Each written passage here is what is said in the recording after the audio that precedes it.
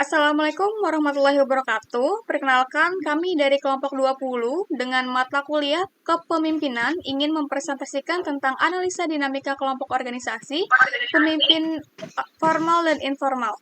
Sebelum kita masuk ke materinya, alangkah baiknya kita memperkenalkan diri terlebih dahulu. Perkenalkan, nama saya Meita Putri Adisti dengan NIM 64230578. Perkenalkan, nama saya Cantika Mutiara dengan NIM 64230422. Perkenalkan, nama saya Seli Fajri Puspita dengan NIM 64230910.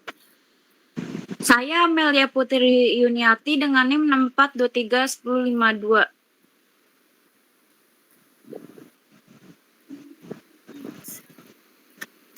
Yang pertama, ada pengertian pemimpin dan kepemimpinan.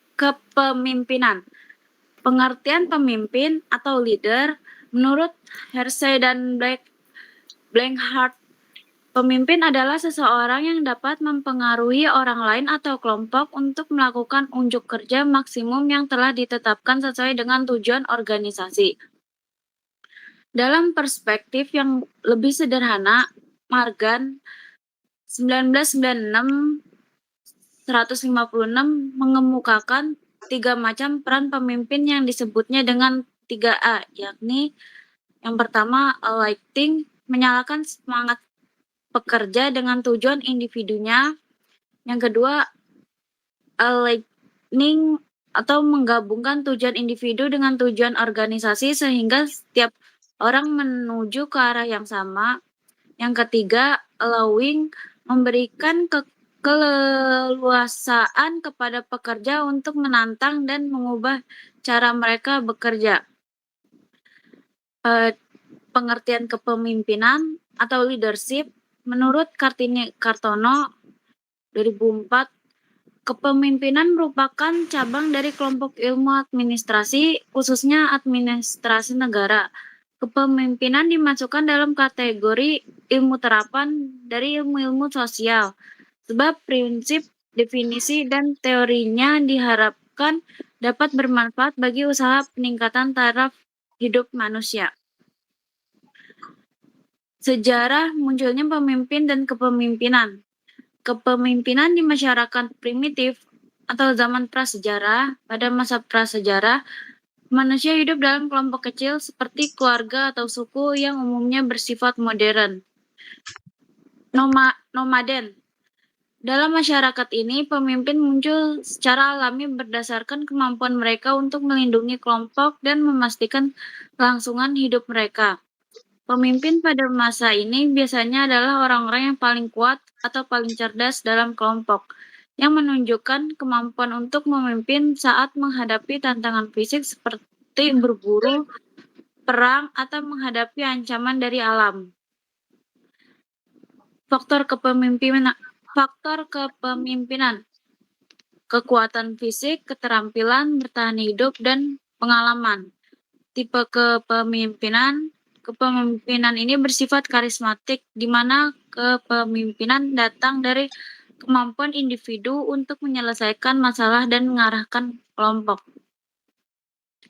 Menurut penelitian arkeologi dan antropologi seperti yang ditunjukkan oleh Robert E. Carneiro tahun 1970 dalam A Theory of the Origin of the State, kepemimpinan awal berfokus pada survival dan perlindungan kelompok.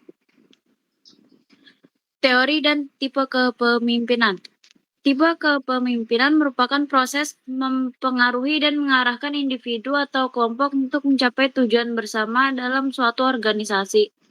Kepemimpinan melibatkan kemampuan untuk menginspirasi, memotivasi, dan mengkoordinasikan anggota tim dalam mencapai sasaran yang telah ditetapkan. Macam-macam teori kepemimpinan. Yang pertama, Greatman Theory. Greatman Theory atau dikenal sebagai teori orang hebat membuat asumsi bahwa sifat kepemimpinan dan bakat-bakat kepemimpinan dibawa seseorang semenjak orang tersebut dilahirkan. Teori ini berkembang sejak abad ke-19. Meski tidak dapat diidentifikasi dengan suatu kajian ilmiah mengenai karakteristik dan kombinasi manusia seperti apa yang dapat dikatakan sebagai pemimpin hebat, tetapi banyak orang mengakui bahwa hanya satu orang di antara banyaknya individu pasti memiliki ciri khas sebagai pemimpin yang hebat. Yang kedua, trait teori. Trait teori atau yang sering kita sebut sebagai teori sifat kepribadian ini meyakini bahwa orang yang dilahirkan atau dilatih dengan kepribadian tertentu akan menjadikan mereka unggul dalam peran kepemimpinan. Hal ini dapat diartikan sebagai kualitas kepribadian tertentu seperti keberanian, kecerdasan, pengetahuan, kecakapan, daya tanggap, imajinasi, fisik, kreativitas, rasa tanggung jawab, disiplin, dan nilai-nilai lainnya dapat membuat seseorang menjadi pemimpin yang baik. Teori kepemimpinan ini fokus terhadap analisis karakteristik mental, fisik, dan sosial guna mendapatkan lebih banyak pemahaman dan pengetahuan tentang karakteristik dan kombinasi karakteristik yang umum di antara para pemimpin. Yang ketiga, kontingensi teori. Teori kontingensi atau yang berasal dari kata kontingensi teori menganggap bahwa tidak ada cara yang paling baik untuk memimpin dan menyatakan bahwa setiap gaya kepemimpinan harus didasarkan pada situasi dan kondisi tertentu. Atas dasar teori kontingensi ini, seseorang mungkin dapat berhasil tampil dan memimpin dengan sangat efektif pada suatu kondisi, situasi, dan tempat tertentu. Namun, kinerja kepemimpinannya berubah sesuai dengan situasi dan kondisi yang ada apabila pemimpin tersebut dipindahkan ke situasi dan kondisi lain atau ketika faktor di sekitarnya telah berubah pula.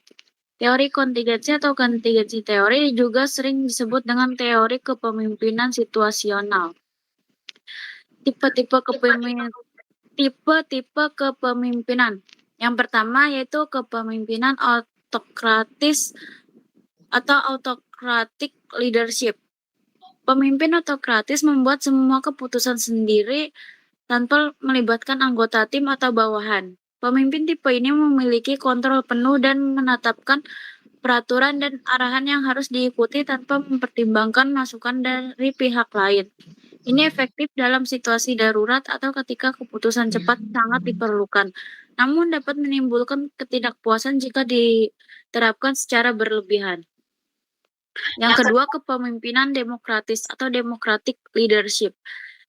Dalam kepemimpinan demokratis, pemimpin melibatkan anggota tim atau bawahan dalam proses pengambilan keputusan.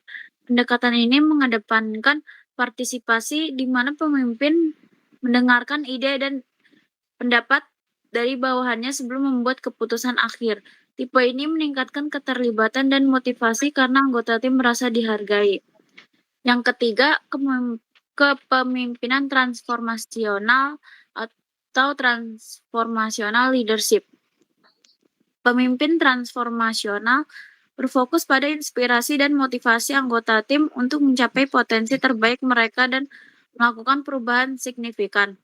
Pemimpin ini menggunakan visi yang kuat untuk memengaruhi dan menginspirasi orang lain, mendorong inovasi, dan menciptakan lingkungan yang kondusif untuk pertumbuhan pribadi dan profesional. Yang terakhir, kepemimpinan karismatik atau charismatic leadership. Pemimpin karismatik memengaruhi orang lain melalui kepribadian yang kuat, karisma, dan daya tarik pribadi. Mereka sering memiliki kemampuan untuk membangkitkan semangat dan kepercayaan serta menginspirasi orang lain untuk mengikuti visi atau misi mereka. Selanjutnya materi dibacakan oleh Meita. Ya, selanjutnya di sini saya akan membahas pemimpin formal dan pemimpin informal. Pemimpin formal ini adalah individu yang memiliki jabatan resmi dalam suatu organisasi atau kelompok. Dan mereka ini bisa memberikan wewenang dan tanggung jawab berdasarkan struktur organisasi. Dan yang kedua ini pemimpin informal. Pemimpin informal ini adalah orang yang tidak mendapatkan pengangkatan formal sebagai pemimpin. Namun, karena ia memiliki sejumlah kualitas keunggulan, dia mencapai kedudukan sebagai orang yang mampu mempengaruhi kondisi psikis dan perilaku sesuatu kelompok atau masyarakat. Selanjutnya ada dinamika kelompok sebagai dampak kepemimpinan yang diterapkan. Yang pertama ada meningkatkan kerjasama. Kepemimpinan yang partisipatif dan mendukung menciptakan suasana yang saling percaya, mendorong anggota untuk bekerja sama secara lebih efektif. Yang kedua ada peningkatan konflik atau resolusi konflik. Pemimpin yang otoriter mungkin memicu konflik antar anggota karena kurangnya ruang untuk berpendapat. Dan sebaliknya, pemimpin yang terbuka pada diskusi ini akan membantu menyelesaikan konflik dengan bijak. Yang ketiga ada memotivasi dan keterlibatan. Pemimpin yang memotivasi anggota tim, memberikan penghargaan, serta mendukung pengembangan mereka akan meningkatkan keterlibatan dan produktivitas kelompok. Yang keempat ada adaptabilitas dan inovasi. Pemimpin yang fleksibel dan mendorong kreativitas ini memungkinkan tim untuk lebih mudah untuk beradaptasi dan berpikir secara inovatif, berkontribusi pada dinamika yang proaktif dan berorientasi pada solusi. Dan yang terakhir ada munculnya hierarki atau kesetaraan. Gaya kepemimpinan yang kaku ini bisa memperkuat hierarki dalam tim, sedangkan gaya yang demokratis cenderung mendorong kesetaraan, dan di mana setiap anggota merasa memiliki peran yang penting dalam kelompok.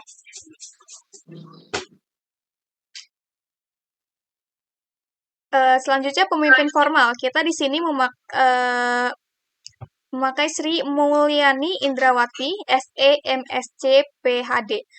Sri Mulyani ini bergabung dalam organisasi Kementerian Keuangan Republik Indonesia, dan perkiraan usia Sri Mulyani ini berkisar 62 tahun. Di sini ada pengalaman kerja Sri Mulyani. Yang pertama ada Kementerian Negara Perencanaan Pembangunan Nasional Indonesia. Yang kedua ada Menteri Koordinator Bidang Perekonomian Republik Indonesia. Yang ketiga ada Direktur Pelaksana Bank Dunia. Yang keempat ada Menteri Keuangan Indonesia.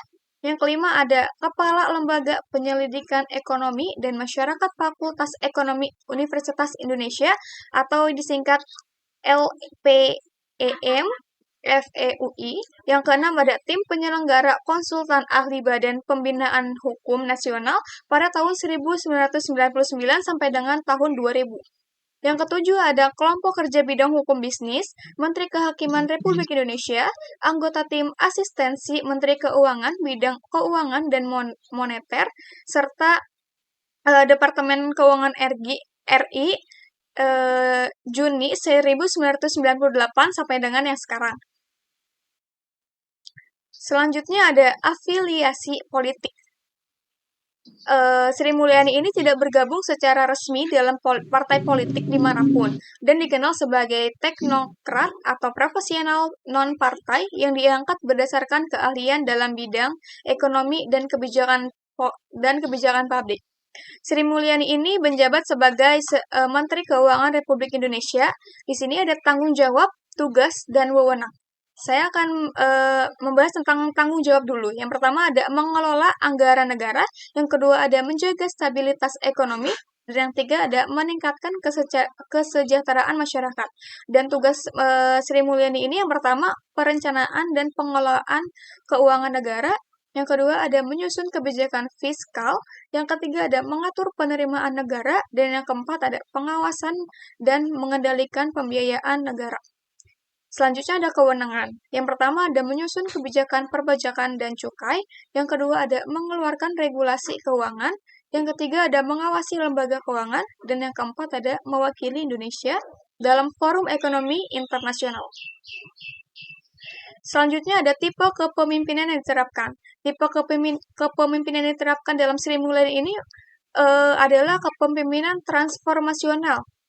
Tipe kepemimpinan transpasional ini berfokus pada menginspirasi dan memotivasi para anggota tim untuk mencapai tujuan yang lebih tinggi. Dan pemimpin transformasional ini juga mendorong perubahan positif dan memberdayakan individu untuk berkembang. Penerapan Sri Mulyani ini dikenal dengan upayanya untuk melakukan reformasi di sektor keuangan dan perpajakan, serta memotivasi timnya untuk beradaptasi dengan kebijakan baru yang mendukung pertumbuhan ekonomi.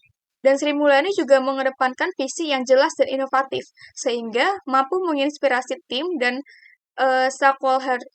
stakeholder untuk bersama-sama mencapai tujuan nasional, terutama dalam konteks pembangunan ekonomi yang inklusif dan berkelanjutan.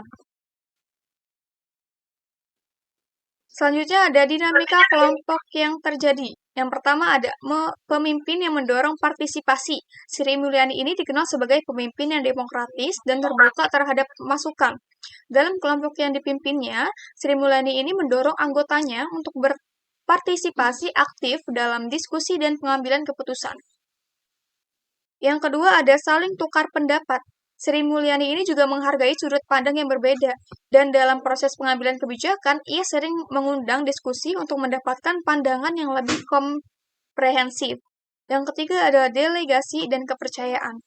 Meskipun Sri Mulyani ini tegas dan dia akan mempercayakan tugas-tugas teknis kepada timnya, memberikan mereka ruang untuk bertanggung jawab atas pekerjaan mereka, dan menciptakan dinamika yang partisipatif.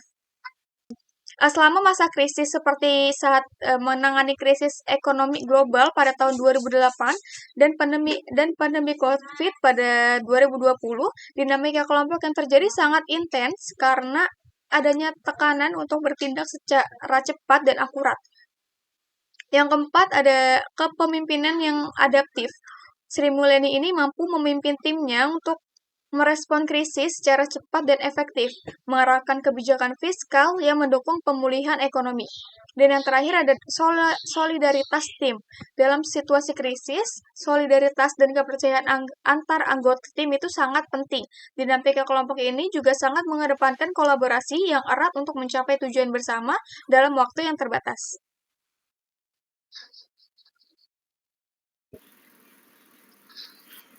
Oke, selanjutnya saya akan menjelaskan tentang contoh kasus permasalahan yang terjadi yang diselesaikan oleh Sri Mulyani. Permasalahannya yaitu kasusnya tentang reformasi pajak dan kebijakan fiskal. Permasalahannya yang pertama, tingkat penerimaan pajak yang rendah. Indonesia menghadapi masalah penerimaan pajak yang rendah dibandingkan dengan potensi yang ada. Rasio pajak terhadap PDB tidak mencapai target yang ditetapkan, menghambat kemampuan pemerintah dalam membiayai program-program pembangunan. Yang kedua, sistem perpajakan yang kompleks. Sistem perpajakan yang rumit dan banyaknya celah pajak membuat banyak wajib pajak tidak memenuhi kewajiban secara optimal. Nah, dengan kasus itu kita memiliki upaya menangani kasusnya. Yang pertama, perubahan kebijakan pajak. Sri Mulyani mengusulkan beberapa kebijakan untuk memperbaiki dan menyederhanakan sistem perpajakan, termasuk revisi Undang-Undang Pajak Penghasilan atau PPH dan Pajak Pertambahan Nilai atau PPN, lalu menambahkan jenis pajak baru dan menghapus beberapa jenis pajak yang tidak efektif untuk meningkatkan efisiensi. Yang kedua, penguatan administrasi pajak, yaitu memperkuat Direktorat Jenderal Pajak atau DJP melalui peningkatan kapasitas dan pelatihan untuk petugas pajak, serta memperbaiki sistem teknologi informasi untuk mempermudah wajib pajak dalam pelaporan. Selanjutnya, mengimplementasikan sistem e-filing dan e-billing untuk memudahkan proses pelaporan dan pembayaran pajak. Upaya selanjutnya yaitu kampanye kesadaran pajak, yaitu meluncurkan kampanye kesadaran pajak untuk meningkatkan pemahaman masyarakat mengenai pentingnya pembayaran pajak dan dampaknya terhadap pembangunan. Selanjutnya, melibatkan berbagai elemen masyarakat, termasuk organisasi masyarakat sipil, untuk menyebarluaskan informasi mengenai kewajiban perpajakan. Upaya selanjutnya yaitu reformasi kebijakan fiskal, yaitu Sri Mulyani juga mendorong kebijakan fiskal yang berfokus pada pengeluaran yang produktif dengan mengalihkan alokasi anggaran ke sektor-sektor yang mendukung pertumbuhan ekonomi, seperti infrastruktur dan pendidikan, meningkatkan pengawasan dan akuntabilitas dalam pengeluaran anggaran untuk memastikan efektivitasnya. Selanjutnya ada analisa kelayakan ketidaklayakan sebagai pemimpin. Nah, Layak atau tidak layak? Sri Mulyani Indrawati dianggap layak sebagai pemimpin, khususnya di bidang ekonomi dan keuangan. Hal ini didasarkan pada prestasi dan pengakuan internasional terhadap kemampuannya dalam mengelola keuangan negara dan reformasi ekonomi. Sebagai Menteri Keuangan Indonesia, ia telah menunjukkan kinerja yang solid dan kredibel dalam menghadapi berbagai tantangan ekonomi, termasuk saat krisis global dan pandemi COVID-19. Yang kedua, poin-poin kelayakan. Di sini yang pertama, reputasi internasional. Sri Mulyani memiliki reputasi yang sangat baik di kancah internasional. Sebelum menjabat sebagai Menteri Keuangan Indonesia, ia pernah menjadi Direktur Pelaksanaan di Bank Dunia. Yang kedua, transformasi kebijakan fiskal. Di bawah kepemimpinannya, Indonesia telah mengalami berbagai reformasi fiskal yang signifikan yang membantu meningkatkan stabilitas ekonomi negara. Yang ketiga, ketangguhan dalam krisis. Sri Mulyani dikenal karena kemampuannya dalam mengelola ekonomi selama masa krisis, seperti krisis keuangan global dan pandemi COVID-19. Selanjutnya, saya akan membahas tentang poin-poin ketidaklayakan. Yang pertama, kritik terhadap kebijakan. Beberapa kebijakan seperti pengetaan anggaran dan peningkatan tarif pajak mendapat reaksi beragam dari berbagai kalangan.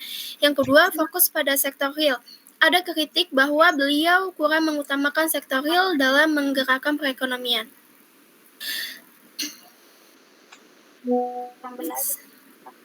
Selanjutnya saya akan membahas tentang upaya peningkatan kualitas pemimpin. Yang pertama, peningkatan komunikasi publik, yaitu meningkatkan keterampilan komunikasi yang lebih efektif dan inklusif sehingga kebijakan yang diambil dapat dipahami dengan baik. Yang kedua, dengan baik oleh masyarakat umum. Yang kedua, pendekatan partisipatif, yaitu memperluas dialog dengan berbagai kelompok masyarakat dan pemangku kepentingan untuk lebih mendengarkan aspirasi publik dan mengurangi jarak antara pemerintah dan masyarakat. Selanjutnya yang ketiga, pengembangan pemimpin muda, yaitu mendorong regenerasi kepemimpinan melalui mentoring dan pembinaan pemimpin muda dalam bidang ekonomi agar ada kesinambungan dalam penerapan kebijakan ekonomi dan reformasi yang berkelanjutan.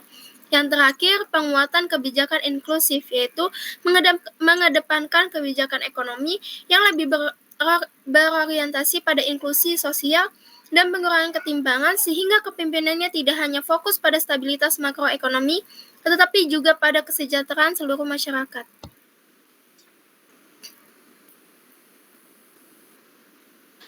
Selanjutnya saya akan membahas tentang pemimpin informal, yaitu Budiman Sujatmiko. Nama organisasi yang sekarang itu Badan Percepatan Pengentasan Kemiskinan atau BPPK. Namanya tadi Budiman Sujatmiko dengan gelar SSI MPhil. Perkiraan usianya 54 tahun. Di sini Budiman memiliki pengalaman kerja yaitu yang pertama anggota Dewan Perwakilan Rakyat Republik Indonesia periode 2009 sampai 2014 dan 2014 sampai 2019. Yang kedua, aktivis Gerakan Mahasiswa pada tahun 1990-an. Yang ketiga, pergerakan dalam organisasi inovator. 4. Direktur PT Amarta Karya BUMN yang bergerak di sektor konstruksi. Yang kelima, pengamat politik dan sosial di berbagai media. Dan yang keenam, dosen tamu dan pembicara di beberapa universitas dalam dan luar negeri. Yang terakhir, Kepala Badan Percepatan Pengentasan Kemiskinan dan sekarang baru dilantik dalam pemerintahan Prabowo Subianto pada Oktober 2024. Afiliasi politik Budiman Sujatmiko dikenal sebagai tokoh yang berafiliasi dengan Partai Demokrasi Indonesia Perjuangan atau PDIP sejak lama. Namun, dalam beberapa tahun terakhir, ia lebih banyak berfokus pada inisiatif-inisiatif sosial dan pemberdayaan masyarakat, desa, serta inovasi pembangunan yang non-partisan. Meski tidak memegang jabatan struktural di partai, ia tetap memiliki hubungan dekat dengan PDIP dan masih diakui sebagai bagian dari lingkungan politik partai tersebut. Di luar afiliasi partai, Budiman aktif dalam berbagai organisasi serta kolaborasi yang mendukung pengembangan desa, teknologi, dan pengentasan kemiskinan. Jabatan posisi Budiman ini menjabat sebagai Kepala Badan Percepatan Pengentasan Kemiskinan atau BPPK. Aktivitas di Sokdem Asia terlibat aktif sebagai pengurus Steering Komite dan Sosial Demokrasi Network in Asia atau Jaringan Sosial Demokrasi Asia. Tanggung jawab tugas dan kewenangan. Di sini saya akan menjelaskan tanggung jawab, tugas, kewenangan dari Budiman. Yang pertama, tanggung jawab yaitu pengelolaan bantuan sosial, lalu memperjuangkan kesejahteraan sosial dan ekonomi masyarakat, lalu mengembangkan kebijakan inovasi dan teknologi, dan yang terakhir mengkoordinasi dan implementasi kebijakan. Tugasnya di sini yang pertama mengelola dan menyalurkan bantuan sosial, mengembangkan program pemberdayaan ekonomi, berkolaborasi dengan berbagai instansi pemerintah, koordinasi antar lembaga, dan yang keempat menjalin hubungan dengan pihak internasional dalam bidang inovasi. Dan di sini kewenangan yaitu yang pertama mengusulkan kebijakan yang ia mendukung pertumbuhan teknologi dan inovasi, mengeluarkan pendapat dan usulan di parlemen, mewakili Indonesia dalam forum internasional terkait inovasi dan teknologi, mempromosikan program inovator untuk mempercepat perkembangan teknologi di Indonesia. Tipe kepemimpinan. Tipe kepemimpinannya yaitu kepemimpinan partisipatif dan visioner. Tipe kepemimpinan ini mengutamakan keterlibatan tim dan komunitas dalam pengambilan keputusan, serta mendorong terciptanya visi bersama untuk perubahan sosial. Pemimpin dengan gaya ini berusaha memperdayakan anggota dan melibatkan mereka dalam pencapaian tujuan bersama. Penerapan yang dilakukan Budiman Sujatmiko yaitu menerapkan kepemimpinan ini dengan mengadvokasi perubahan sosial dan ekonomi di tingkat akar rumput.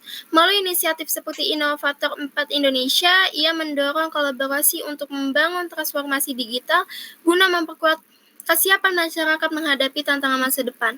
Di sini lalu ada dinamika kelompok yang terjadi. Yang pertama, kolaborasi aktif antar anggota, yaitu Budiman mendorong kerjasama yang kuat di antara anggota BPPK, di mana setiap individu diberikan kesempatan untuk berkontribusi berdasarkan keahlian masing-masing, menciptakan suasana kerja yang sinergis dan saling mendukung. Yang kedua, proses pengambilan keputusan terbuka, yaitu dalam penyusunan kebijakan dan penentuan arah program, Budiman memastikan adanya dialog terbuka, seluruh anggota termasuk perwakilan dari daerah yang terlibat, diberi ruang untuk menyampaikan pandangan dan ide agar keputusan yang diambil lebih tepat sasaran dan relevan dengan kebutuhan masyarakat desa. Yang ketiga, pendelegasian yang efektif. Tugas-tugas yang terkait dengan implementasi program di lapangan diberikan kepada anggota yang memiliki kapasitas terbaik dalam bidangnya. Dengan cara ini, Budiman membangun kepercayaan pada timnya untuk menjalankan program secara mandiri, sambil tetap mengawasi dan memberikan arahan yang diperlukan. Dan yang keempat, fleksibilitas dalam pendekatan. Budiman menerapkan gaya kepemimpinan yang adaptif, menyesuaikan strategi berdasarkan kondisi lokal. Ia mendorong timnya untuk fleksibel dan responsif dalam menghadapi kendala-kendala di lapangan seperti aksesibilitas dan keterbatasan sumber daya. Dan yang terakhir, kebersamaan dan komitmen, yaitu Budiman membangun kebersamaan dalam timnya dengan menekankan pentingnya tujuan bersama, yaitu pengentasan kemiskinan. Setiap anggota didorong untuk bekerja dengan komitmen yang tinggi dan saling mendukung agar dapat mencapai hasil signifikan dan berkelanjutan. Selanjutnya ada contoh kasus, ketimpangan ekonomi antara kota dan desa. Contoh kasusnya, salah satu permasalahan utama adalah ketimpangan yang signifikan antara masyarakat perkotaan dan pedesaan. Daerah perkotaan cenderung memiliki akses yang lebih baik terhadap layanan publik, infrastruktur, dan peluang ekonomi dibandingkan daerah pedesaan. Ketimpangan ini menyebabkan desa dan daerah terpencil tertinggal dalam berbagai aspek pembangunan sehingga memperbesar jarak kesejahteraan antara kota dan desa. Selanjutnya ada upaya menangani kasus permasalahan. Yang pertama ada mendorong pajak yang lebih progresif. Budiman menyarankan agar sistem perpajakan di Indonesia lebih progresif, di mana beban pajak yang lebih tinggi bagi mereka yang berpenghasilan besar. Ini bertujuan agar pajak tidak terlalu membebani masyarakat berpenghasilan rendah, terutama di daerah pedesaan. Pendekatan progresif ini dapat membantu mengurangi kesenjangan sosial ekonomi. Yang kedua ada penggunaan dana pajak untuk pembangunan desa dan daerah tertinggal.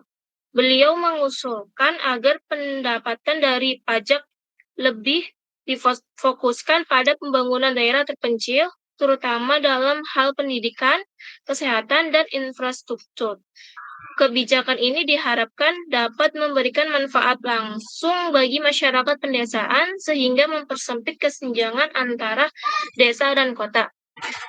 Selanjutnya ada analisa kelayakan atau ketidaklayakan sebagai pemimpin. Yang pertama, layak atau tidak layaknya. Budiman Sujatmiko dianggap layak sebagai pemimpin, terutama dalam konteks sosial politik, sebagai aktivis reformasi dan politis yang aktif mendorong perubahan sosial di Indonesia. Ia memiliki rekam jejak panjang dalam memperjuangkan demokrasi, keadilan sosial, dan pembangunan daerah. Yang kedua ada poin-poin kelayakan. Yang pertama ada rekam jejak sebagai aktivis reformasi. Budiman dikenal sebagai tokoh penting dalam gerakan reformasi Indonesia yang menggulingkan rezim Orde Baru pada tahun 1998. Pengorbanannya sebagai aktivis menunjukkan dedikasinya terhadap perubahan demokrasi dan keadilan. Yang kedua ada pemikiran progresif. Budiman adalah salah satu pemimpin yang memiliki pandangan jauh ke depan, terutama dalam hal pembangunan desa dan pengembangan teknologi. Dia mempromosikan penggunaan teknologi dan inovasi dalam pengembangan pedesaan dan memperjuangkan pemerataan pembangunan. Selanjutnya ada kredibilitas di sektor pemerintahan. Sebagai anggota DPR RI dan pendiri Gerakan Desa Membangun, ia terlibat aktif dalam perumusan kebijakan pembangunan pedesaan dan desentralisasi program. Ini membuktikan komitmennya terhadap pembangunan dari bawah. Yang keempat ada dedikasi terhadap pendidikan dan inovasi. Budiman secara konsisten mengangkat isu pendidikan, inovasi, dan teknologi sebagai pilar penting dalam pembangunan nasional. Ini menunjukkan kesadaran dan komitmennya terhadap masa depan bangsa yang berbasis pengetahuan. Yang ketiga ada poin-poin ketidaklayakan.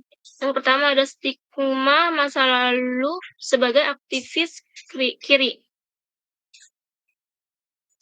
Sebagai mantan aktivis kiri yang pernah dipenjara karena terlibat dalam gerakan pro demokrasi, beberapa kalangan mungkin masih melihatnya dengan kecurigaan. Meskipun peran aktivisinya dalam memperjuangkan demokrasi sangat penting, latar belakang politik radikalnya bisa menjadi titik kontroversinya. Yang kedua ada kurangnya pengalaman eksekutif. Meskipun Budiman telah memiliki pengalaman legislatif yang signifikan, dia belum pernah menduduki posisi eksekutif dalam pemerintahan, sehingga beberapa pihak mungkin meragukan kemampuannya dalam menjalankan pemerintahannya atau organisasi dengan kompleksitas tinggi. Yang terakhir, ada kritik terhadap gaya pemimpinan. Beberapa kritik mungkin melihat gaya kepemimpinannya yang progresif sebagai terlalu ambisius atau realitas, terutama ketika menerapkan ide-ide teknologi tinggi di daerah pedesaan yang belum sepenuhnya siap. Selanjutnya ada upaya peningkatan kualitas pemimpin. Yang pertama ada pengembangan keterampilan manajemen eksekutif. Meskipun Budiman memiliki pengalaman legislatif yang signifikan, ia belum pernah menduduki posisi eksekutif dalam pemerintahan.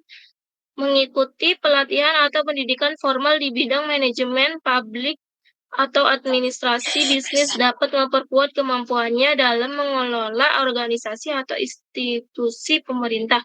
Yang kedua ada peningkatan kemampuan komunikasi publik.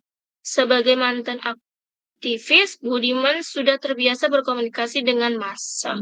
Namun untuk menjangkau audiens yang lebih luas dan beragam, diperlukan peningkatan dalam komunikasi publik yang efektif, termasuk pemanfaatan media sosial dan platform digital untuk menyampaikan pesan dan kebijakan secara jelas dan menarik. Yang ketiga ada penguatan jaringan dan koalisi politik.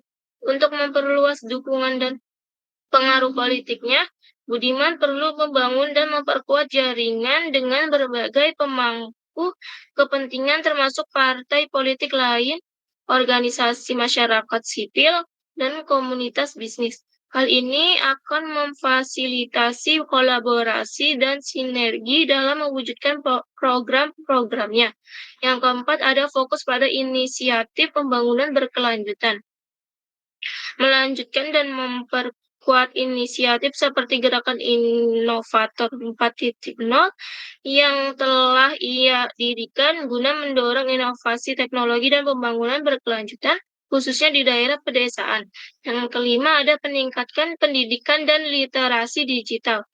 Mendorong program-program yang meningkatkan akses pendidikan dan literasi digital di masyarakat sehingga visi pembangunan yang ia usung dapat lebih mudah dipahami dan diakses oleh publik. Selanjutnya ada kesimpulan. Kesimpulan dari Sri Mulyani Indrawati sebagai Menteri Keuangan Republik Indonesia menerapkan kepemimpinan transformasional yang mendorong partisipasi aktif dan pengambilan keputusan berbasis dialog. Dengan pengalaman yang luas di berbagai posisi strategis, ia berhasil mengelola anggaran negara dan menjaga stabilitas ekonomi. Kelayakannya sebagai pemimpin terletak pada reputasi internasionalnya, serta kemampuan menghadapi krisis dengan kebijakan yang adaptif dan inovatif. Meski demikian, terdapat tantangan dalam kebijakan yang diambilnya yang kadang mengundang kritik dari berbagai kalangan. Sementara itu, Budiman Sujatmiko sebagai Kepala Badan Percepatan Pengentasan Kemiskinan atau yang disingkat sebagai BPPK menunjukkan gaya kepemimpinan partisipatif dan visioner. Ia mengedepankan kolaborasi antar anggota dan mendorong keterlibatan masyarakat dalam proses pengambilan keputusan. Fokusnya pada pengentasan kemiskinan dan ketimpangan antara kota dan desa mencerminkan komitmennya terhadap perubahan sosial yang berkelanjutan. Kelayakannya sebagai pemimpin ini didukung oleh rekam jejaknya sebagai aktivis dan pemikir progresif. Namun, stigma masa lalu dan keterlibatannya, pengalaman eksekutif menjadi tantangan yang perlu dihadapi. Keduanya, meskipun berasal dari latar belakang dan posisi yang berbeda, memiliki visi untuk memajukan Indonesia melalui pendekatan yang sesuai dengan konteks dan tantangan yang ada. Sri Mulyani ini lebih terfokus pada pengelolaan dan kebijakan makroekonomi, sedangkan Budiman ini lebih kepada pemberdayaan masyarakat dan inovasi lokal. Keduanya ini menunjukkan bahwa kepemimpinan yang efektif memerlukan kombinasi antara visi yang jelas, keterlibatan tim, dan responsivitas terhadap kondisi yang berubah. Dari analisis ini dapat disimpulkan bahwa pemimpin yang sukses harus mampu beradaptasi dengan tantangan yang dihadapinya, menginspirasi orang lain, dan terus-menerus memperbaiki diri untuk menghadapi kompleksitas lingkungan yang dinamis. Oke, selanjutnya saya akan membahas tentang saran. Yang pertama, kolaborasi antara pemimpin. Sri Mulyani dan Budiman sebaiknya menjalin kerjasama yang lebih erat dalam program-program yang saling mendukung, terutama dalam pengentasan kemiskinan. Misalnya, kebijakan fiskal yang dirancang oleh Sri Mulyani dapat diintegrasikan dengan inisiatif lokal yang diusulkan oleh Budiman untuk memperdayakan masyarakat. Yang kedua, peningkatan keterlibatan masyarakat. Kedua pemimpin perlu lebih meningkatkan partisipasi masyarakat dalam proses pengambilan keputusan. Melalui forum-forum diskusi publik dan konsultasi, masyarakat dapat memberikan masukan yang berharga sehingga kebijakan yang dihasilkan lebih relevan dan efektif.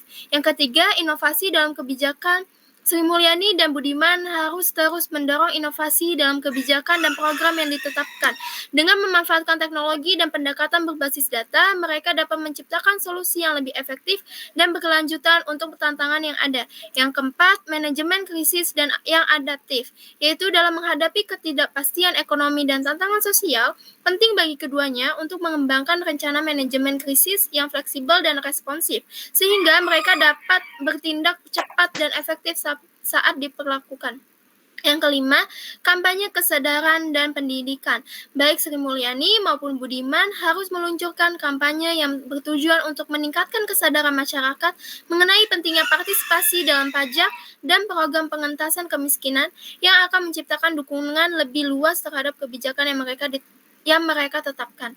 Dengan mengikuti saran-saran tersebut, Sri Mulyani dan Budiman dapat lebih efektif dan mencapai visi mereka untuk memajukan Indonesia, mengatasi ketantangan yang ada, dan menciptakan dampak positif bagi masyarakat. Sekian presentasi dari kelompok kami. Kurang lebihnya mohon maaf. Wassalamualaikum warahmatullahi wabarakatuh. Wabarakatuh.